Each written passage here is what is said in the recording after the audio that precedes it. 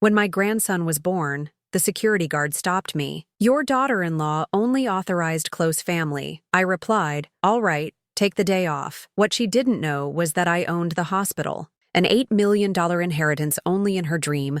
"I'm glad to have you here. Follow my story until the end and comment the city you're watching from, so I can see how far my story has reached." I stood there in the sterile hallway of Mercy General, clutching the small blue teddy bear I'd picked out weeks ago. My hands were shaking, though I told myself it was just excitement. After all, this was my first grandchild. Darren's first child. The continuation of our family line. The security guard, a young man with kind eyes, looked genuinely apologetic. "I'm sorry, ma'am." Mrs. Kaya Martinez was very specific about the visitor list. Only immediate family members are allowed in the maternity ward today. I felt something cold settle in my stomach. "I'm Leona Martinez. I'm the baby's grandmother." He checked his clipboard again, running his finger down the list. "I don't see your name here, ma'am. Would you like me to call up to the room?" "Please do that." I watched as he dialed the extension, my heart hammering against my ribs. This had to be a mistake, some clerical error. Kaya wouldn't deliberately exclude me from meeting my own grandson, would she? "Mrs. Martinez?" "Yes, there's a Leona Martinez here to see the baby." He paused, listening. "I see. Yes, ma'am. I'll let her know." When he hung up, his expression had changed. There was pity there now, mixed with discomfort. "I'm sorry, Mrs. Martinez. She said only the people on the approved list can visit today. Maybe you could try calling first next time." The words hit me like a physical blow. I stood there for a moment, absorbing what had just happened. My daughter-in-law had deliberately excluded me from meeting my grandson, not forgotten to add my name, not overlooked me in the excitement, deliberately excluded me. "I understand," I said quietly, setting the teddy bear on the reception desk. "Could you please make sure this gets to the baby? It's from his grandmother." The guard nodded, clearly uncomfortable with the whole situation. "Of course, ma'am." I turned and walked toward the elevator, my back straight despite the humiliation burning in my chest. 37 years I'd been coming to this hospital. 37 years since I'd inherited it from my late husband, Charles. I knew every hallway, every room number, every staff member by name. But today, I was just another visitor being turned away. The elevator ride down felt endless. When the doors opened on the ground floor, I saw familiar faces. Dr. Peterson from cardiology nodded respectfully. "Good afternoon, Mrs. Martinez." Nurse Williams from pediatrics smiled warmly. "How are you today?" I managed polite responses, but inside I was reeling. These people knew who I was. They knew I could have that security guard replaced with a single phone call. They knew I could have walked into any room in this hospital without question. But Kaya didn't know. And more importantly, neither did my son. I made it to my car before the tears came. Sitting in the parking lot of my own hospital, I cried like I hadn't cried in years. Not since Charles died and left me to run this place alone. Not since Darren announced he was marrying Kaya and I'd bitten my tongue about my reservations. My phone buzzed. A text from Darren. "Baby's here. 7 lbs 3 Oz. We named him James after Kaya's father." Everything went perfectly. No mention of me. No invitation to meet my grandson. No acknowledgement that I might want to be part of this moment. I stared at the hospital building through my tears. This massive complex that bore my family name, that employed over 3,000 people, that served this entire community. I had power here, real power. I could have had Kaya's visitor restrictions overridden in 5 minutes, but what would that accomplish? Force my way into a room where I wasn't wanted? Meet my grandson under a cloud of conflict? Start a war with my daughter-in-law on the day her child was born? No.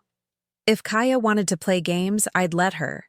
But she was about to learn something about the woman she'd chosen to cross. I wiped my eyes and started the car. There was work to do, phone calls to make, decisions that had been a long time coming. The drive home to my estate took 20 minutes, but my mind was already racing ahead. Kaya thought she held all the cards because she had my son and my grandson. She thought I was just another aging mother-in-law to be managed and marginalized. She was wrong on both counts. That evening, I sat in my study looking at the family photo on my desk. Darren was 12 in the picture, gap-toothed and grinning after winning his first tennis tournament. Back when it was just the two of us against the world. Back when I was his hero instead of his burden. When had that changed? When had I become someone to be hidden away, managed at arm's length? When had my love become something my own son was ashamed of? I thought about all the times I'd bitten my tongue over the past 3 years. The way Kaya would answer Darren's phone when I called. The way family gatherings suddenly became intimate dinners for two. The way my opinions were politely dismissed, my suggestions gently ignored. I'd told myself it was normal. Young couples needed their space. I didn't want to be one of those interfering mothers-in-law, but today had shown me the truth. This wasn't about space or boundaries. This was about control. And Kaya had just overplayed her hand. My phone rang. Darren's number. Mom? I heard there was some confusion at the hospital today. Confusion. That's what he was calling it. No confusion, sweetheart. Just a misunderstanding about visiting hours. How are you feeling? How's the baby? We're all doing great. James is perfect. Kaya's a little tired, but the doctors say everything went smoothly. He paused. Listen, maybe we could arrange a visit next week. Once we're settled at home? Next week, after every other person on Kaya's approved list had already met my grandson. After the first photos were taken, the first stories told, the first moments shared. Of course, I said. Whatever works best for your family. Thanks for understanding, Mom. You know how it is with new babies. Kaya's just being extra careful about germs and stress and all that. Germs and stress. As if I were some sort of contamination risk. I understand completely, I said. And I did. Better than he knew. After I hung up, I poured myself a glass of wine and sat back in my chair. Tomorrow, I would begin making some changes. Subtle ones at first. The kind that wouldn't be noticed until it was too late to stop them. Kaya thought she'd won today. She'd successfully kept the troublesome mother-in-law away from her perfect moment. She'd established who was really in control of this family. But she'd made one crucial mistake. She'd underestimated her opponent. And now the real game was about to begin. The next morning, I woke up with a clarity I hadn't felt in months. The humiliation at the hospital had stripped away the last of my denial. I could no longer pretend that Kaya's behavior toward me was just normal daughter-in-law boundary setting. I made my coffee and sat down at my kitchen table, forcing myself to really examine the past 3 years. To stop making excuses and see the pattern for what it was. It had started small, so small I'd dismissed it as wedding stress. Leona, don't you think the guest list is getting a bit long? Kaya had said during one of our planning meetings. Maybe we should keep it to people who are really close to Darren and me. I'd watched as she systematically eliminated my friends from the list. People who'd known Darren since he was born. People who'd supported our family through Charles's illness and death. One by one, they were deemed not essential. When I gently pushed back, suggesting we keep my oldest friend Margaret on the list, Kaya had sighed dramatically. Of course, if having your friends there is more important to you than keeping our wedding intimate and meaningful. The guilt trip was expertly delivered. I'd backed down immediately, not wanting to be the difficult mother-in-law, not wanting to start my relationship with my son's wife on the wrong foot. Then came the honeymoon. They'd planned 2 weeks in Europe. A trip I'd offered to help pay for as a wedding gift. But somehow, the 2 weeks had stretched to 3, then 4. Important business meetings I'd hoped Darren would attend were missed. Family dinners were canceled. We're having such an amazing time, Mom, he'd said during one of our brief phone calls. Kaya says this might be our only chance to really travel before we start thinking about kids. When they finally returned, something had changed. Darren was different, more distant. More likely to deflect when I asked about his plans or his feelings. More likely to say, I'll have to check with Kaya before committing to anything. I'd told myself it was natural. He was married now. His wife came first. That's how it should be. But then came the family traditions that suddenly needed updating. Christmas morning had always been sacred in our family. Darren and I would open presents together, make Charles's famous cinnamon rolls, and then spend the day cooking an elaborate dinner. It was our time. Just the two of us, carrying on the traditions his father had loved. Actually, Mom, Darren had said that first Christmas as a married couple, Kaya and I were thinking we'd like to start our own traditions. Maybe we could do Christmas Eve with you instead. Christmas Eve, the night before the real celebration, the consolation prize. I'd agreed, of course, but Christmas Eve dinner felt hollow. Kaya spent most of it on her phone, posting carefully curated photos of their perfect holiday. When I'd suggested we take a family photo together, she'd declined. "I'm not really photogenic right now," she'd said, though she looked stunning as always. Maybe next time. There was never a next time. Somehow, there was always a reason why family photos weren't convenient, why traditions needed to be modified, why plans had to change. The phone calls became less frequent. Darren used to call me every Sunday, just to check in and chat about his week. But after the marriage, those calls dwindled. When I'd mention missing our conversations, he'd say, "I've been busy, Mom. You understand." When I'd try calling him directly, Kaya would often answer, "Oh, hi Leona, Darren's in the shower. Can I take a message? He's at the gym. I'll tell him you called. He's having a guys' night. Maybe try tomorrow?" The messages rarely seemed to reach him, or if they did, the return calls came days later, hurried and distracted. I started keeping track without realizing it. 3 weeks between calls, a month, 6 weeks. Each time I reached out, I was made to feel like I was being demanding, clingy, unable to respect their space as a couple. The final straw should have been Thanksgiving. Our family. Thanksgiving had always been a big affair. I'd invite colleagues from the hospital, neighbors, anyone who might not have family nearby.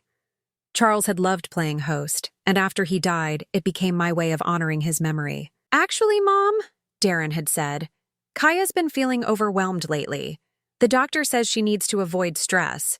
Maybe we could just do something small this year? Just the 3 of us?" I'd agreed immediately, concerned about Kaya's health. But when Thanksgiving came, they canceled at the last minute.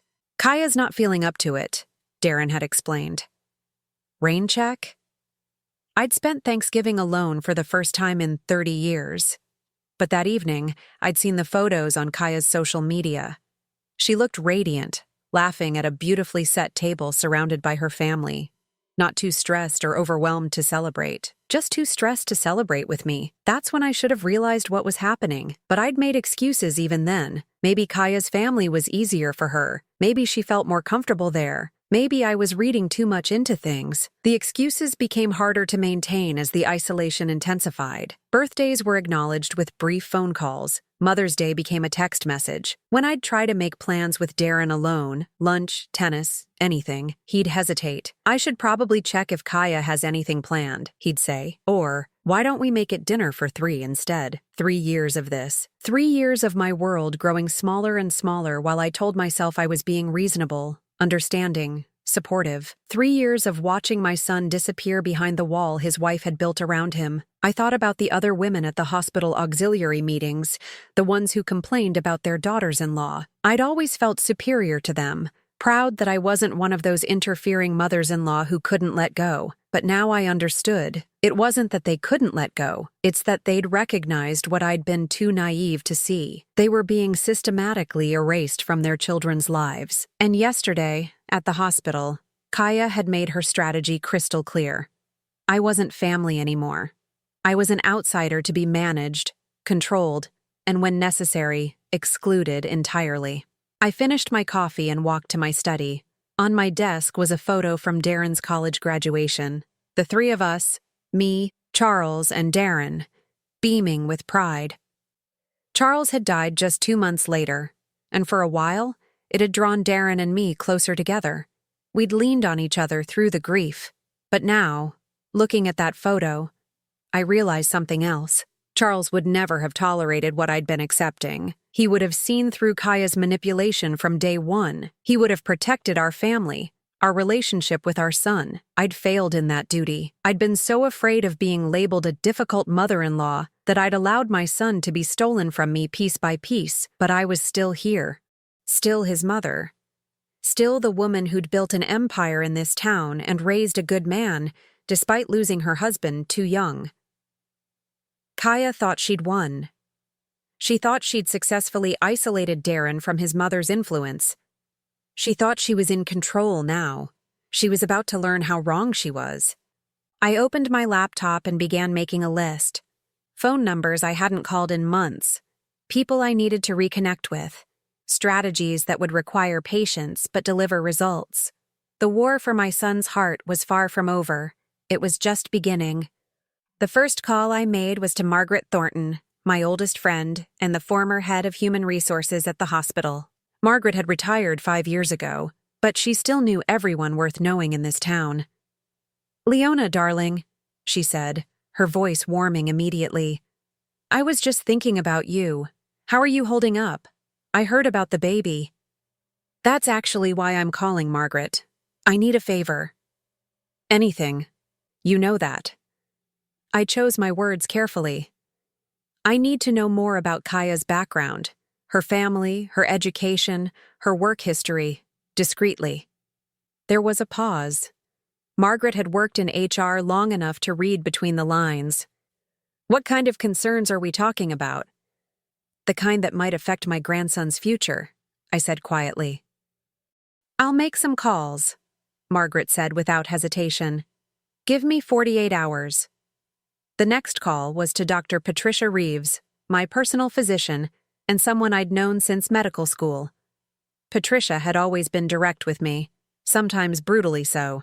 "Patricia, I need to ask you something confidential. What do you know about Kaya Martinez, your daughter-in-law?" "Not much professionally. She's not my patient." "Why?" "She's been claiming health issues that require her to avoid stress, avoid family gatherings. Yesterday she used her health as a reason to bar me from meeting my grandson." Patricia was quiet for a moment. "Leona, you know I can't discuss specific medical information even if I had it. But I can tell you that I haven't heard anything through the medical community about any serious health concerns, and you know how word travels among doctors in this town." It was enough. If Kaya had genuine health issues requiring stress avoidance, Patricia would have heard something through the network of physicians who all seemed to know each other's business. My third call was to James Morrison, the private investigator who'd helped me with some delicate business matters over the years. James was expensive, but he was thorough and, more importantly, discreet. "Mrs. Martinez, it's been a while. How can I help you?" "I need a comprehensive background check. Financial records, employment history, social media analysis, references, everything you can find legally." "Who's the subject?" "My daughter-in-law." James didn't ask why. He'd been in business too long to be surprised by family drama among wealthy clients. "I'll need her full name, date of birth, and any other identifying information you have." I gave him everything I knew, which wasn't much. Kaya had always been vague about her past, and I'd been too polite to pry. Another mistake I was beginning to regret. "How deep do you want me to go?" James asked. "As deep as necessary. I want to know who she really is."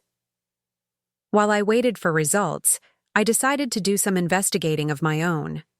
I started with social media, something I'd always avoided, but now seemed essential. Kaya's Instagram was a carefully curated collection of lifestyle photos, beautiful meals, designer clothes, exotic vacation spots. But as I scrolled through 3 years of posts, patterns emerged. Every expensive item, every vacation, every luxury experience was dated after her relationship with Darren began. Before that, her posts were sparse and far more modest. A small apartment, chain restaurants, complaints about work stress. The transformation was dramatic and telling. I also noticed something else. In 3 years of posts, I appeared in exactly 0 photos, not one. Even at events where I'd been present, the camera angles were carefully chosen to exclude me. At their engagement party, she'd posted dozens of photos with family and friends. I'd been at that party, had even given a speech. But according to Kaya's version of that night, I might as well have been invisible. It was a level of deliberate exclusion that went beyond normal social media editing. This was systematic erasure. Margaret called back within 24 hours, faster than promised. "Leona, we need to meet in person. Can you come to the club?" We met at the country club where we'd been members for over 2 decades. Margaret had already secured a private dining room, away from curious ears. "What did you find?" I asked as soon as we were seated. Margaret opened a slim folder. Kaya Rodriguez. She was using her maiden name professionally until the marriage. She worked as a sales associate at Nordstrom for 2 years before meeting Darren. Before that, she was at Macy's for 8 months. Before that, a series of short-term retail jobs. What about her education? This is where it gets interesting. She claims on her social media to have a degree in marketing from State University. I had a friend in their alumni office do some checking. No record of Akaya Rodriguez graduating in marketing, or any other field. I felt my stomach tighten. What about family? Her parents live in a modest apartment across town. Her father works construction when he can find it. Her mother cleans houses. Nice people from what I hear, but definitely not the affluent background she's implied to your son. Margaret pulled out another sheet. Here's the concerning part. I spoke to 3 of her former employers. All of them mentioned the same thing. She had a pattern of forming relationships with wealthy, older customers. At Nordstrom, there was an incident with a customer who complained that Kaya had somehow gotten access to her personal information and was using it to build a friendship. Management had to intervene. My hands were trembling slightly as I processed this information. What kind of intervention? The kind that usually leads to termination, though officially she resigned. The manager I spoke to was careful about what she said, but reading between the lines, Kaya was targeting wealthy women for what appeared to be financial gain. I thought about all the times Kaya had complimented my jewelry, my clothes, my home, how she'd asked detailed questions about the hospital, about our family's financial history, how she'd steered conversations toward topics like inheritance and estate planning. I'd thought she was just trying to get to know me better. Now I wondered if she'd been conducting reconnaissance. There's more, Margaret continued. I also reached out to some people in the social services community. Kaya's name came up in connection with an elderly woman named Mrs. Chen, who died about 6 months before Kaya met Darren. What kind of connection? Mrs. Chen had no family, and in her final months, she became very close to a young woman who helped her with shopping and errands. That woman convinced Mrs. Chen to change her will, leaving everything to her instead of the charity Mrs. Chen had originally planned to benefit. I felt cold. Was that woman Kaya? The name was different, but the description matches, and the timing is right. This all happened just before Kaya started working at Nordstrom, where she met the customer who complained about her. How much money are we talking about? Margaret consulted her notes. Mrs. Chen's estate was worth about $40,000. Not a fortune, but enough to support someone for a while if they were careful. $40,000. Enough to fund a new wardrobe, a better apartment, the kind of lifestyle changes that would make someone more attractive to wealthy men like my son. Margaret, I need you to keep this information confidential for now. Of course, but Leona, you need to be careful. If what I suspect is true, Kaya isn't just a gold digger. She's a professional. I drove home with my mind racing. Everything was falling into place, and the picture wasn't pretty. Kaya hadn't fallen in love with my son. She'd selected him. She'd researched our family, understood our wealth, and positioned herself perfectly to capture his heart, and eventually, his inheritance. The isolation campaign against me wasn't personal. It was strategic. I was the obstacle between her and complete control over Darren's life and finances. That evening, James Morrison called with his preliminary report. Mrs. Martinez, I've got some interesting findings. Your daughter-in-law has been busy since the wedding. What kind of busy? She's been meeting regularly with estate planning attorneys, different firms, asking questions about spousal inheritance rights, challenging wills, what constitutes elder abuse in inheritance disputes. My blood ran cold. Elder abuse? She's been asking specifically about situations where elderly parents might be deemed incompetent to make financial decisions, what it takes to get power of attorney, how to challenge existing wills. The pieces were falling into place with terrifying clarity. Kaya wasn't just planning to inherit Darren's share of my estate when I died. She was exploring ways to take control while I was still alive. James, I need you to document everything. Every meeting, every consultation, every question she's asked. I may need this information later. Already on it. Mrs. Martinez, I have to ask. Are you in any physical danger? I thought about that question seriously. I don't think so, but I think my autonomy might be. I'll keep digging. And Mrs. Martinez, Be very careful who you trust with this information. If she's as calculating as she appears, she won't react well to being exposed. After I hung up, I sat in my study staring at the family photos that lined the walls. Pictures of 3 generations of Martinezes built around love, trust, and genuine care for each other. Kaya had infiltrated that legacy with surgical precision. She'd studied us, understood our weaknesses, and exploited them perfectly. My desire to be a supportive mother-in-law, Darren's need to please his wife, our family's tendency to avoid conflict. But she'd made one crucial miscalculation. She'd assumed I was just another elderly Mark to be manipulated and controlled. She was about to learn the difference between being old and being weak. And in this family, that was a lesson that could cost everything. Armed with the truth about Kaya, I knew I had to be strategic. Direct confrontation would only push Darren further away and give her ammunition to paint me as the unstable mother-in-law she'd been setting me up to be. Instead, I needed to let her own actions expose her true nature. My first move was quiet but significant. I called my attorney, Robert Chambers, and scheduled a meeting. "Robert, I need to make some changes to my estate planning. Immediately." Robert had been handling my legal affairs for 15 years. He knew better than to ask unnecessary questions when I used that tone. "What kind of changes, Leona?" "I want to establish a trust for my grandson with very specific conditions, and I want to revise the inheritance structure for Darren."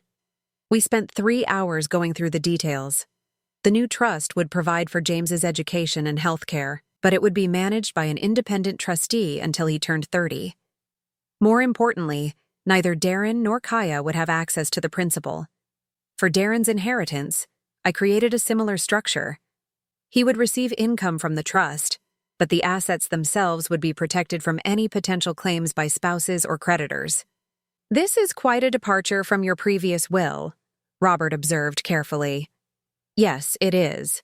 I've become aware of some concerns about potential undue influence. I want to protect my family's assets for future generations." Robert nodded. He'd seen enough wealthy families torn apart by manipulation to understand without needing details. My second move was to begin rebuilding my relationship with Darren, but without triggering Kaya's defensive systems. I needed to be patient, subtle, and seemingly unthreatening. I started by sending gifts for the baby. Not expensive items that might seem like I was trying to buy my way back in, but thoughtful, personal things. A hand-knitted blanket from the woman who'd made Darren's baby clothes. A silver rattle that had belonged to my grandfather. Items with family history that couldn't be easily dismissed or returned. Each gift came with a brief note expressing love for James and pride in Darren's new role as a father. No guilt trips, no demands for visits, no mention of being excluded from the hospital. The strategy worked. After a week of these gentle overtures, Darren called. "Mom, thanks for all the baby gifts. They're really thoughtful. I'm just happy to be able to contribute something to his life," I said carefully. "How are you adjusting to fatherhood?" "It's incredible. Exhausting, but incredible. He's got these tiny hands, and when he grips your finger," Darren's voice was full of wonder. "For a moment, he sounded like my son again instead of Kaya's husband. I remember that feeling when you were born," I said softly. "The way everything else just stops mattering when you're holding your baby." "Yeah, exactly. I never understood what people meant when they said having kids changes everything, but now I get it." We talked for 20 minutes about sleepless nights, diaper changes, and the way babies seem to grow overnight. It was the longest conversation we'd had in months, and notably, Kaya's name never came up. When he finally mentioned her, it was with a tone I hadn't heard before. "Kaya's having a harder time adjusting. She's pretty anxious about everything. The pediatrician says that's normal, but she's constantly worried something's going to happen to James." "That's very common with first-time mothers," I said. "Is she getting support?" "Sometimes talking to other new moms helps. She doesn't really want to join any of those mom groups. She says the other women make her feel judged." "Interesting." Kaya was isolating herself from other mothers the same way she'd isolated Darren from me. It was becoming a pattern. "Well, if she ever wants to talk to someone who's been through it, I'm here," I offered. No judgment, just experience. Darren was quiet for a moment. "I'll mention that to her." My third strategic move was to position allies in key places. I began reaching out to people in Darren's life that Kaya couldn't easily control or exclude. I called Tom Bradley, Darren's best friend from college and his best man. Tom had always been straightforward with me, and I sensed he might have his own concerns about Kaya. "Mrs. Martinez, it's great to hear from you. How are you doing?" "I'm well, Tom. I was hoping we could grab lunch soon. I feel like I haven't seen enough of Darren's friends since he got married." "Yeah, that's been different," Tom said carefully. "Darren doesn't really hang out with the old crew much anymore. I'd love to catch up with you, though. Would you be free this week? We met at a quiet restaurant downtown." Tom was diplomatic at first, but as lunch progressed, his real feelings began to emerge. "I'm worried about him, Mrs. Martinez. He's not the same guy anymore." "In what way?" Tom hesitated, then seemed to decide to trust me. "He used to be so decisive, you know. He'd make plans, stick to them, speak his mind. Now everything has to be cleared with Kaya first, and she always has a reason why things can't happen." "What kinds of things?" "Guy trips we've been planning for years. His birthday dinner. She said he was too stressed for a party. Even tennis games have to be scheduled around her needs." Tom leaned forward. "And the money thing is weird too. Darren used to be pretty generous, but not crazy about it. Now Kaya's always mentioning expensive things she wants, places she wants to travel, upgrades for the house. It's like she's constantly hinting." This aligned perfectly with what I'd learned about her background. She was escalating her financial expectations now that the baby gave her more security in the relationship. "Has Darren said anything about her family?" I asked. "That's another weird thing. She's told him these elaborate stories about her childhood, private schools, family trips to Europe. But when her parents came to the wedding, they seemed really out of place. Nice people, but definitely not the wealthy family she'd described." Tom was more observant than I'd given him credit for. And importantly, his concerns were independent of anything I might have told him. "Tom, I need to ask you something. If Darren ever needs support, someone to talk to who cares about his well-being, would you be there for him?" "Of course. But Mrs. Martinez, he's not going to come to me with marriage problems. He barely admits they exist. Just keep being his friend. And if you notice anything that concerns you about his safety or well-being, please call me." Tom studied my face. "You think he's in some kind of trouble?" "I think he's in a situation he doesn't fully understand yet. But when he does, he's going to need people who care about him for the right reasons." My fourth move was the most delicate. I needed to create opportunities for Darren to see Kaya's true nature without my fingerprints being on the revelation. I started by arranging situations where her behavior would be tested. I made a substantial donation to the Children's Hospital where Darren volunteered and suggested they honor him at their annual gala. "We'd love to have the whole family there," the development director said when she called to invite him. "Your mother specifically mentioned how proud she was of your volunteer work." I knew Kaya would hate the idea of a public event where she couldn't control the narrative or the guest list. She'd have to either attend and risk exposure to people who might question her stories, or find a way to sabotage Darren's participation. She chose sabotage.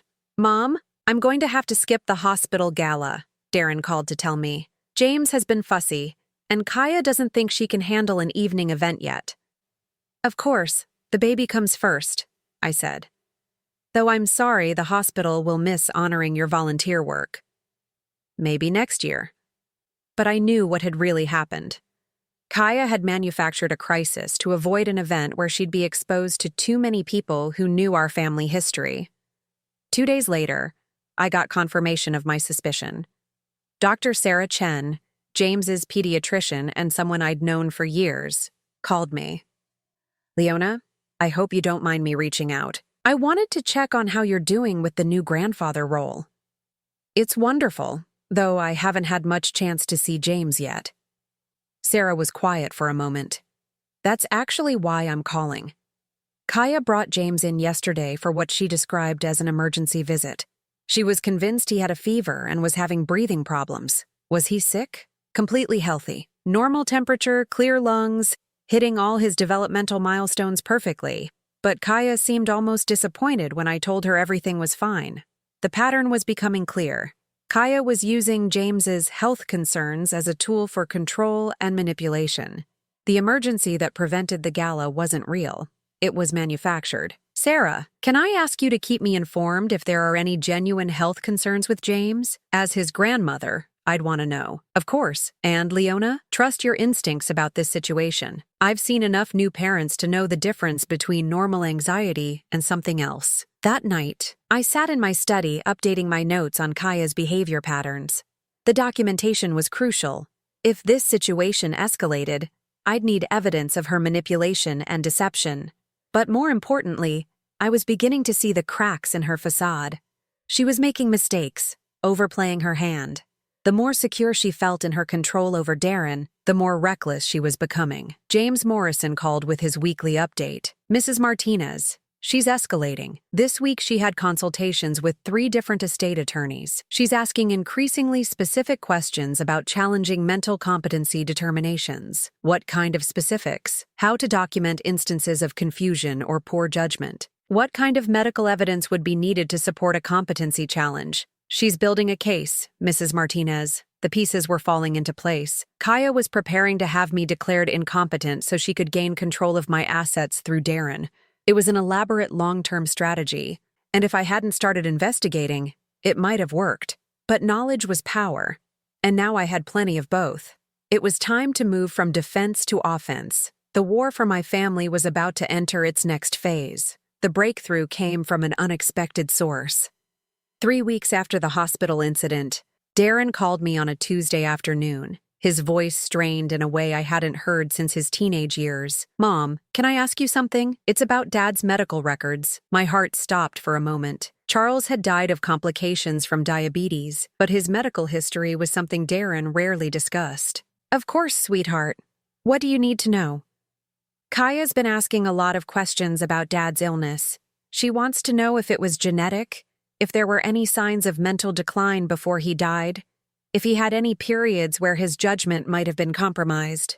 I felt ice forming in my veins. This was exactly what James Morrison had warned me about. Kaya was building a narrative about family history of mental incompetence. Why is she asking about this now? Darren was quiet for a long moment. "She says she's worried about James's genetic history. She wants to know what health issues might run in our family." It was a plausible cover story, but the timing was too convenient. Kaya was laying groundwork for future claims about my mental stability. "Darren, your father's mind was sharp until the day he died. His doctors can confirm that. The diabetes affected his physical health, not his cognitive abilities." That's what I thought, but Kaya seemed to think there might have been some confusion toward the end. There wasn't. Who gave her that impression? She said she'd heard it from someone, but she couldn't remember who. Of course she couldn't, because it was a lie designed to plant seeds of doubt. "Sweetheart, I have all of your father's medical records. If Kaya has genuine concerns about genetic health issues, I'd be happy to share the relevant information with James's pediatrician. That would be great, actually. Dr. Chen mentioned she'd like to have a complete family medical history. This gave me an opportunity I hadn't expected. Why don't I call Dr. Chen directly? I can provide her with everything she needs for James's records." "Would you?" "That would take a lot of pressure off Kaya. She's been really anxious about making sure we have all the right medical information." When I called Dr. Chen the next day, our conversation was illuminating. "Actually, Leona, I never requested a family medical history from Kaya. She volunteered to compile one. But when I told her the basic information she'd already provided was sufficient, she seemed disappointed." Another lie exposed. Kaya was manufacturing medical concerns to gain access to information she could use against me later. "Dr. Chen, if there are ever any real health concerns about James that require family medical history, please call me directly. I want to make sure any information provided is accurate. I'll make a note of that in his file." But Kaya's mistakes were becoming more frequent, and Darren was starting to notice the inconsistencies. The next crack appeared during what should have been a routine family dinner. I'd been invited, reluctantly, I suspected, to meet James for the first time since his birth. The invitation came with conditions, of course. Maybe just a short visit, Darren had said. Kaya's still pretty protective about James's schedule. I arrived at their house with a simple gift. A children's book that had been Darren's favorite when he was small. Kaya answered the door with James in her arms, and I got my first real look at my grandson. He was beautiful. Dark hair like Darren's, but Kaya's green eyes, He studied me with the serious expression babies get when they're taking in a new face. He's perfect, I said softly, not reaching for him. I'd learned to let Kaya control the pace of interactions. He's been a little fussy today, she said, though James appeared perfectly content. I'm not sure how long he'll tolerate visitors. We settled in the living room, and I noticed immediately how the space had changed since my last visit. The family photos that had included me were gone, replaced by pictures of Kaya's family. The bookshelf that had held Charles's collection of first editions was now filled with parenting guides and lifestyle magazines. It was as if our family history was being systematically erased. The house looks different, I commented carefully. We're trying to make it more baby-friendly, Kaya said. Some of the older things were just collecting dust. Older things, like the antique clock Charles had inherited from his grandfather, like the paintings that had been wedding gifts from my parents, things with history and meaning, reduced to dust collectors.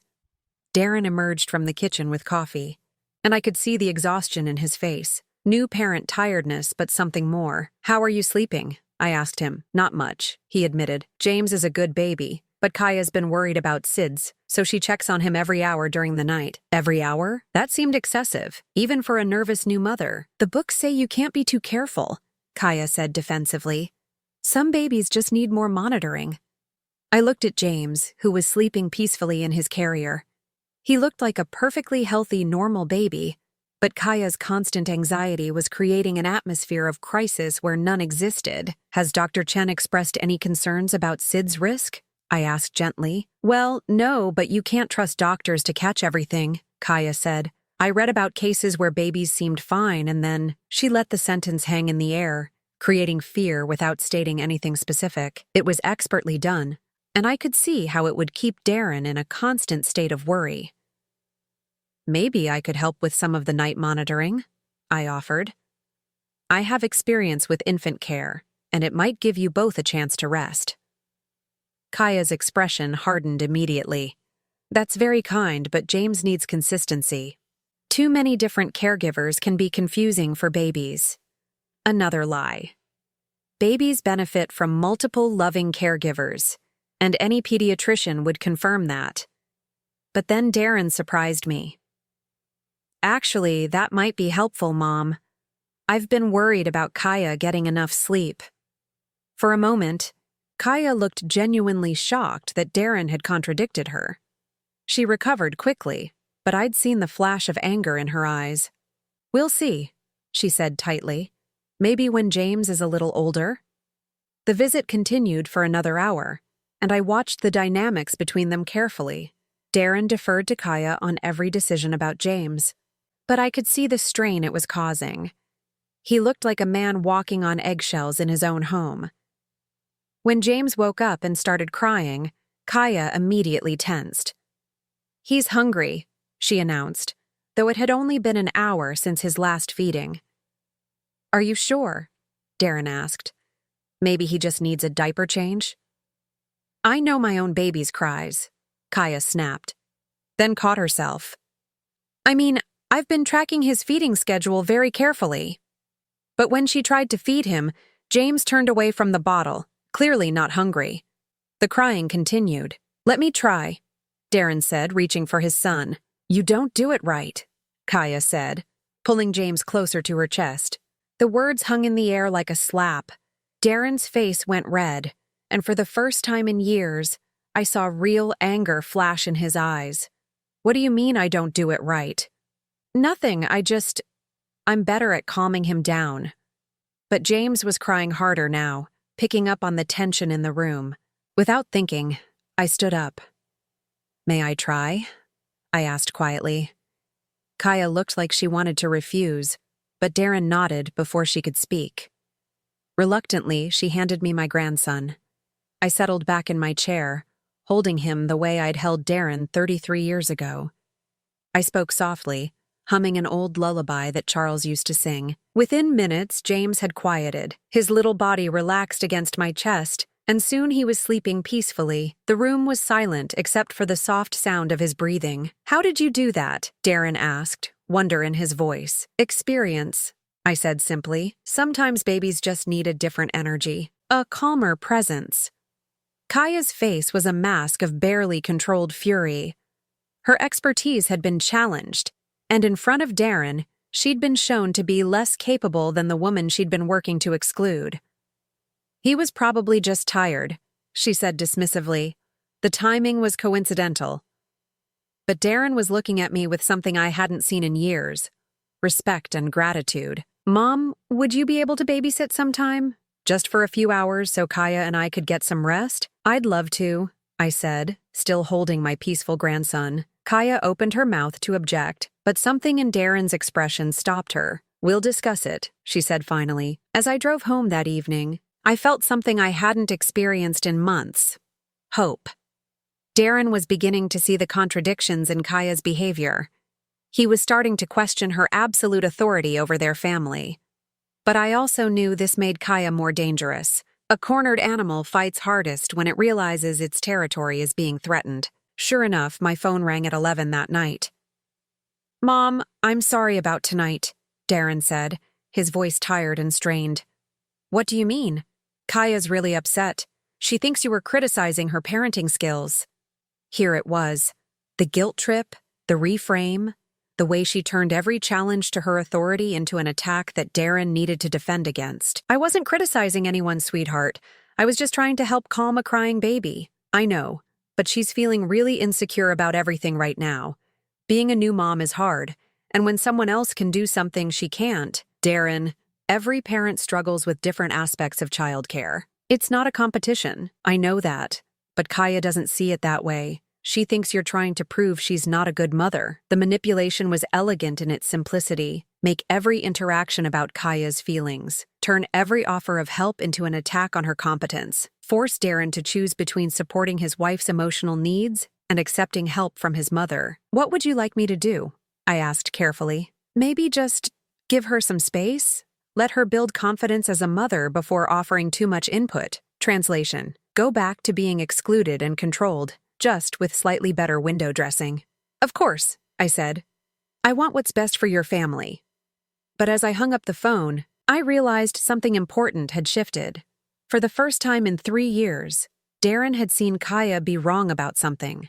He'd witnessed her snap at him unfairly. He'd watched me succeed where she had failed. The cracks in her facade were widening. And despite her attempts to control the narrative, Darren was beginning to see through the manipulation. The next phase of my plan was about to begin. The endgame came sooner than I expected, triggered by Kaya's own overconfidence. 2 weeks after the babysitting conversation, she made a crucial mistake. She called me directly, without Darren's knowledge, and revealed more about her true nature than she intended. Leona, we need to talk, she said, her voice crisp and businesslike. Can you meet me for lunch today?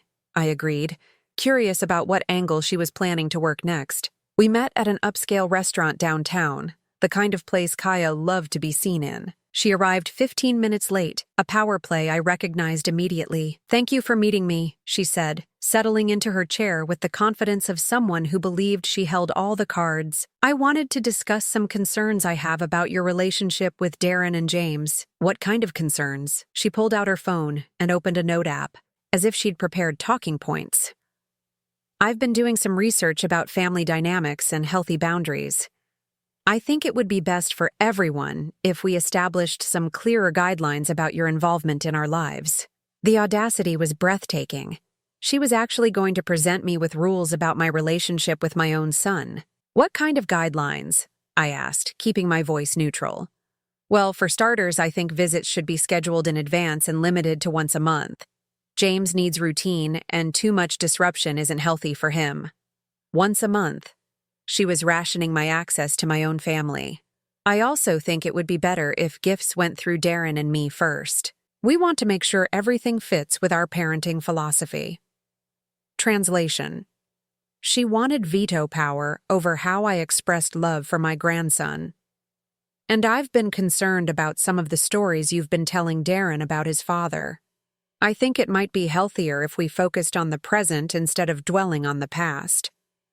This was the most revealing statement yet. She wanted to control not just my future relationship with my family, but also Darren's understanding of his own history. What stories are you referring to? Just some of the medical information you provided. Darren mentioned that you said his father never had any cognitive issues, but I've heard differently from other sources. What sources? Kaya waved her hand dismissively. People talk, you know. Small town. I just think it's important that we have accurate information, especially when it comes to genetic health risks for James. She was doubling down on the lie about Charles's mental state, even when confronted directly. But more importantly, she was revealing her strategy.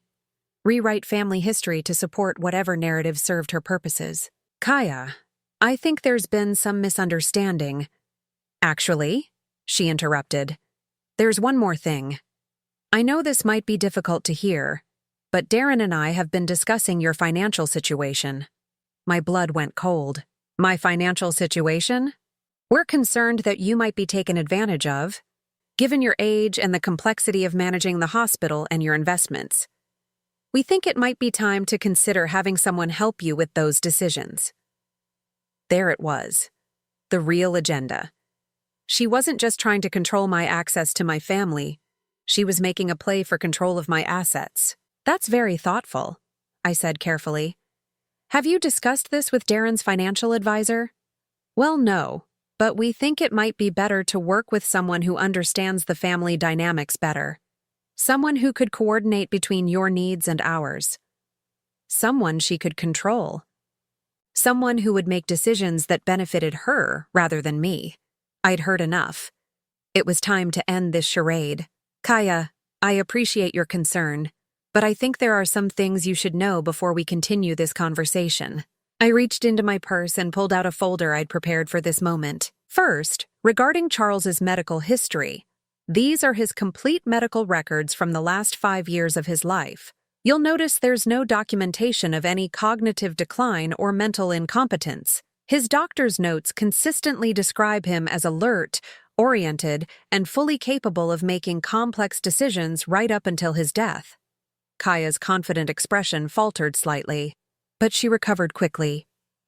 Second, regarding my financial situation, I think you might be operating under some misconceptions about my capabilities.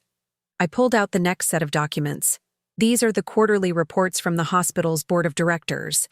As you can see, under my leadership, we've expanded to 3 new facilities, increased our endowment by 40%, and maintained the highest patient satisfaction ratings in the state. I also sit on the boards of 2 other medical systems and chair the Regional Healthcare Planning Committee. The color was draining from Kaya's face, but I wasn't finished. Third, regarding your background research on family dynamics, I've done some research of my own. I placed a photograph on the table. It showed Kaya leaving the office of an estate planning attorney I knew specialized in elder law disputes. This was taken last Tuesday.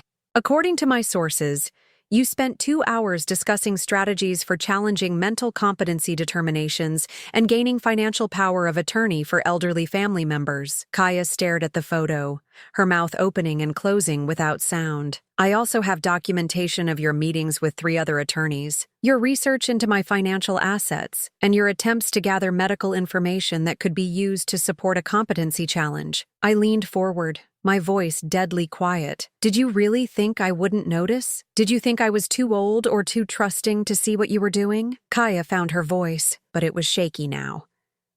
I don't know what you think you've discovered, but I know about Mrs. Chen, I said simply. The effect was immediate. Kaya went completely pale, her hands trembling as she reached for her water glass.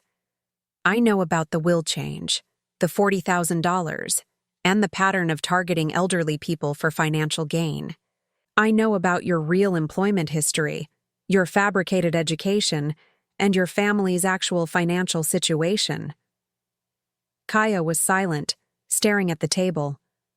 I also know about your visits to James's pediatrician under false pretenses, your lies about family medical history, and your attempts to manufacture health crises to control Darren's behavior.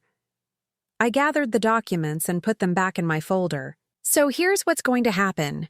You're going to stop lying about my family's medical history. You're going to stop trying to limit my access to my son and grandson. And you're going to abandon whatever scheme you had planned regarding my financial affairs." Kaya finally looked up, and I saw something I'd never seen in her eyes before. Fear. "And if I don't? Then I share this information with Darren. All of it, including the real reason you've been trying to isolate him from me." We sat in silence for a long moment. Then Kaya's phone buzzed with a text. She glanced at it, and her face went white. "What's wrong?" I asked.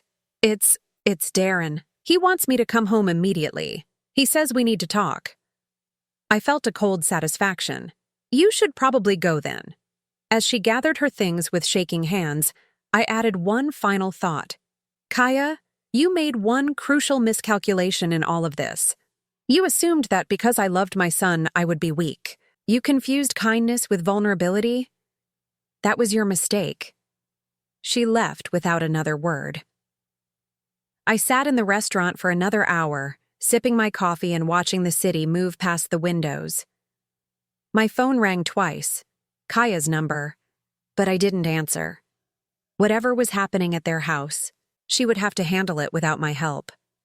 Finally, Darren called. "Mom, can you come over? We need to talk. All of us." "Are you sure that's what you want?" "I'm sure. There are some things I need to understand." When I arrived at their house, I found Darren in the living room holding James, while Kaya sat on the opposite side of the room, her eyes red from crying. "Mom, sit down," Darren said quietly. "I've been asking Kaya some questions about things that haven't been making sense to me." I took a seat, saying nothing. "She told me about your lunch conversation today, about the research you've done. She also admitted to some things she's been hiding from me." Kaya spoke for the first time, her voice barely above a whisper. "I never meant for it to go this far." "What exactly has gone too far?" Darren asked, his voice hard in a way I'd never heard before. "The attorneys, the research into your mother's finances. I thought if we could just get some control over the family money, we could make sure James had the best opportunities. By lying about my father's medical condition? By trying to have my mother declared incompetent?" Kaya flinched. "It wasn't supposed to be like that. I just wanted security for our family." "Our family includes my mother," Darren said firmly. "She's James's grandmother. She's the woman who raised me and built everything we've benefited from. And you've been systematically trying to destroy her relationship with us." He stood up, still holding James, and moved to sit beside me. "Mom, I owe you an apology. A huge one. I've let my marriage become more important than my family, and I've allowed someone to manipulate me into hurting the person who's always been there for me." I felt tears welling up in my eyes. "Darren, you don't need to—" "Yes, I do. I need to say this. You've never been anything but supportive and loving. When Dad died, you held our family together. When I needed help with college, with my career, with anything, you were there. And I let someone convince me that your love was somehow toxic or controlling." He looked at Kaya, who was crying silently. "I think we need some time apart. Both of us need to figure out what we really want from this marriage." "Darren, please," Kaya whispered. "We can work this out. I can change." "I don't know if you can," he said sadly. "And I don't know if I can trust you to try." He turned back to me. "Mom, would it be all right if James and I stayed with you for a while? Just until I can figure out what comes next?" I looked at my son, this man I'd raised to be honest and kind, who'd temporarily lost his way but found his strength again. And I looked at my grandson, innocent of all these adult complications, who deserved to grow up surrounded by genuine love. "You're always welcome in my home," I said, "both of you." 3 months later, Darren filed for divorce. Kaya fought it initially, trying to claim a share of assets she'd never contributed to, but the evidence of her deception was overwhelming. She settled for a modest support payment and minimal custody rights. James took his first steps in my living room, with Darren and me cheering him on. We established new traditions: Sunday morning pancakes, evening walks around the garden, bedtime stories read by grandfather's chair. Darren dated occasionally, but he was cautious now. He'd learned to see through manipulation, to value authenticity over charm. I want to find someone who loves us both, he told me one evening as we watched James play with his blocks. Someone who sees you as an addition to our family, not a threat to subtract from it. As for me, I finally felt like myself again. The woman who'd built a medical empire, raised a good man, and protected her family from those who would exploit them. Kaya sent a card on James's first birthday. Inside she'd written, "I hope someday you'll understand that I only wanted what was best for my family." I threw it away without showing it to Darren. Some lies weren't worth preserving, even for the sake of peace. James called me Nana for the first time on a Tuesday afternoon in October. It was the sweetest sound I'd ever heard. And when my grandson looked at me with his bright green eyes, I saw not just love, but the secure knowledge that he would grow up surrounded by people who truly cherished him. That was worth fighting for.